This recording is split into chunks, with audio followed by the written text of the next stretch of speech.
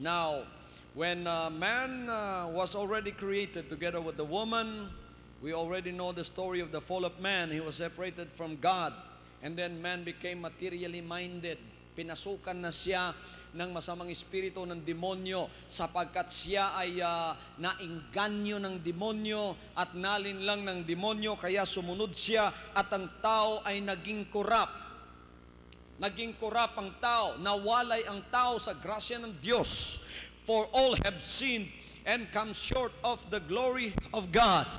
And so man was separated. He became materially minded. He began to be corrupted in his ways. Abominations, iniquities, and sin are the ways of man now. It is the devil that controls his feelings, his mind, and everything that is in him. But then, God's love is not yet finished with us. Ang pag-ibig ng Diyos, nakita niya sa pamamagitan ng kanyang pag-ibig na ang tao kahit na nawalay sa kanya at nagkasala, ay kailangang manumbalik loob sa kanya. Kaya pumuntang Panginoon dito, sabi ng John 1:1, in the beginning was the Word, and the Word was with God, and the Word was God. And the Word was made flesh and dwelt among us, full of glory and grace and truth. Nasabi rin ng 1 Timothy chapter 3 verse 16, God was manifest in the flesh. Ang Diyos ay nagpahayag sa laman.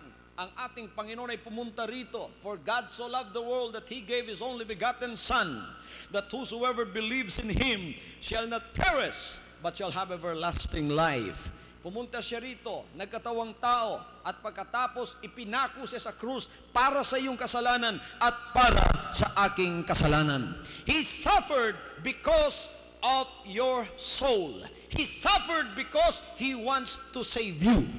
Siya ay nagtiis ng kahirapan hanggang ipinako siya sa krus ng Kalbaryo upang maligtas ang iyong kaluluwa sa pamamagitan ng pananampalataya mo na manumbalik loob sa Kanya, na ang iyong gabay ay walang iba kundi ang mga banal na salita ng Diyos na ating pinag-aaralan ngayong hapong ito.